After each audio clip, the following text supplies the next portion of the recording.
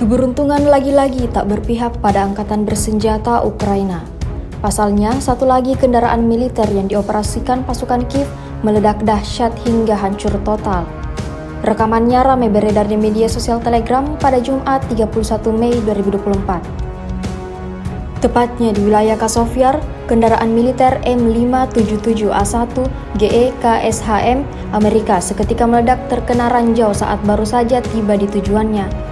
Diketahui jebakan ranjau tersebut dipasang oleh militer Rusia. Insiden ini dapat dipastikan merugikan angkatan bersenjata Ukraina. Awak yang membawa tank tersebut diklaim Rusia kehilangan nyawa.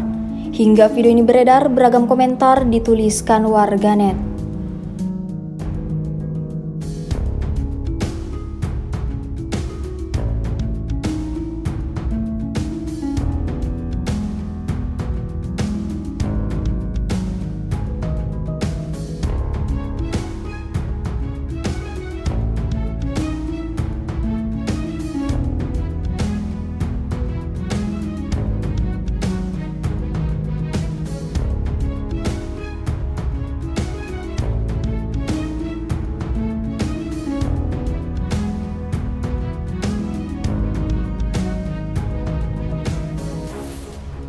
Download Tribun X sekarang, menghadirkan lokal menjadi Indonesia.